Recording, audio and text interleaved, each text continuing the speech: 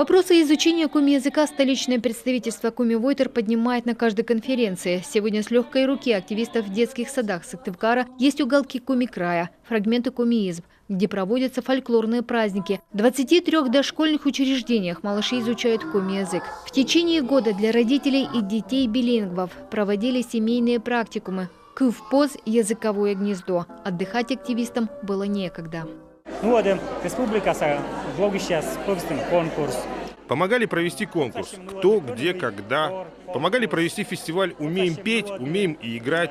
В поселке Вольтедор провели субботник. Жила-была сказка, конкурс. Очень много времени отнимает подготовка. Организация, можно сказать, каждую неделю что-то делали. Не было такого, что сидели без дела. 2018-й Сыктывкарскому Коми Войтеру принес немало беспокойства. Причина изменения федерального законодательства об образовании. Отныне родители сами выбирают, какой язык учить ребенку в школе. В итоге столица потеряла часть учеников, которые изучали коми как государственный. Активисты решили, нужно усилить работу с родителями, особенно с комиговорящими. Многие просто не понимают, куда может нас довести отказ от родного языка. Многие просто еще не могут привыкнуть к нововведению.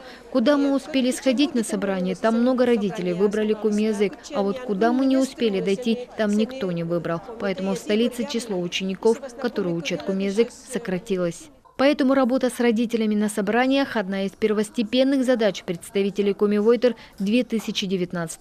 Не смогли в этом году реализовать инициативу, которую активисты поддержали в прошлом году, чтобы названия остановок в городских маршрутках звучали и на коми-языке.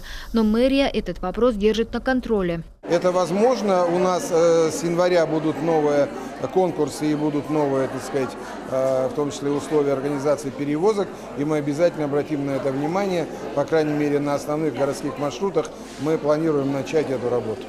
Возможно, скоро в Сыктывкаре появятся новые дома с национальным колоритом. Столичному представительству удалось договориться с одной из строительных компаний, которая согласилась дать коми-название новому многоквартирному дому, а фасады украсить изображением героев коми-мифологии. Елена Кононова, Алексей Паршуков, телеканал Юрган.